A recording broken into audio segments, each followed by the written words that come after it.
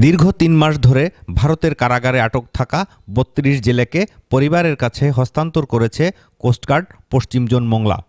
বাংলাদেশ ও ভারতীয় পররাষ্ট্র মন্ত্রণালয়ের সমঝোতা ও বন্দি বিনিময় চুক্তির অংশ হিসেবে জেলেদের বিনিময় করা হয়। বুধবার বিকেলে কোস্টগার্ড পশ্চিম জোন মোংলার প্রধান কার্যালয়ে এই জেলেদের আনুষ্ঠানিকভাবে তাদের স্বজনদের কাছে হস্তান্তর করা হয়।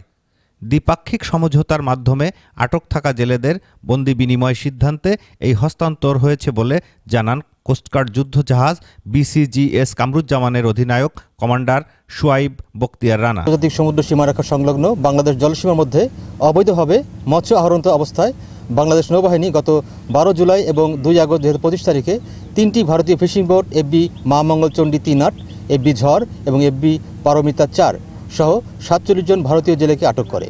অপরদিকে গত 12 এবং 17 সেপ্টেম্বর 2025 তারিখে বাংলাদেশ ভারত আন্তর্জাতিক সমুদ্র সীমা অতিক্রম করে ভারতীয় জলসীমায় মৎস্য আহরণের অভিযোগে 2টি বাংলাদেশি ফিশিং বোট সহ 32 জন বাংলাদেশি জেলেকে আটক করে ভারতীয় কোস্টগার্ড। অতঃপর পররাষ্ট্র মন্ত্রণালয়ের উদ্যোগে দ্বিপাক্ষিক সমঝোতার মাধ্যমে আটক থাকা জেলেদের বন্দি বিনিময়ের সিদ্ধান্ত গৃহীত হয়।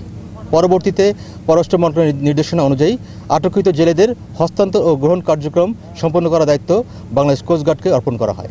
এরই ধারাবাহিকতায় গত 9 ডিসেম্বর 2025 তারিখে মঙ্গলবার বাংলাদেশ কোস্টগার্ডের তত্ত্বাবধানে বাংলাদেশ ভারত আন্তর্জাতিক মেরিটাইম বাউন্ডারি লাইন IMBL-এ বাংলাদেশে আটক থাকা 47 জন ভারতীয় জেলেকে 3টি ফিশিং বোট সহ ভারতীয় কোস্টগার্ডের নিকট হস্তান্তর করা হয়।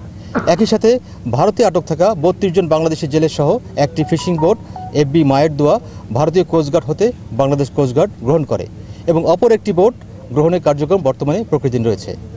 পরবর্তীতে আজ দুপুর 2 ঘটিকায় বাংলাদেশি জেলেদের বোট সহ কোস্টগার্ড বেস মোংলায় তাদের পরিবারের নিকট হস্তান্তর করা হয়।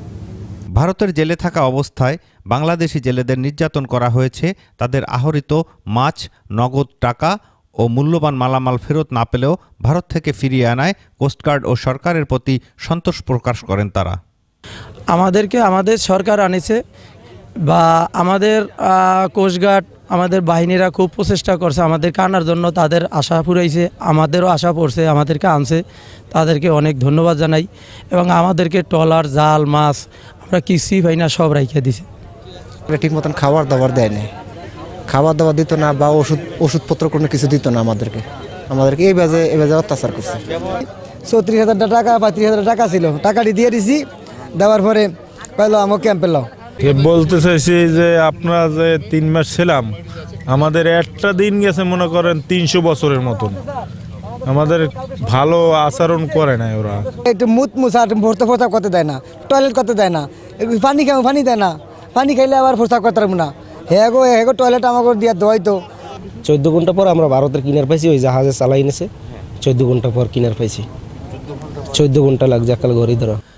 ভারতের জেলে শতাধিক মৎস্যজীবী সহ বিভিন্ন অপরাধে আটক বাংলাদেশিরা রয়েছেন। তারা ওখানে মানবেতর জীবনযাপন করছে। বাংলাদেশ সরকারের কাছে ভারতে আটক জেলে সহ অন্যান্যদের ফিরিয়ে আনার দাবি জানিয়েছেন ভারতের জেল থেকে ফিরে আসা জেলেরা। আমিরুল হক বাবু, ATN বাংলা, বাগেরহাট।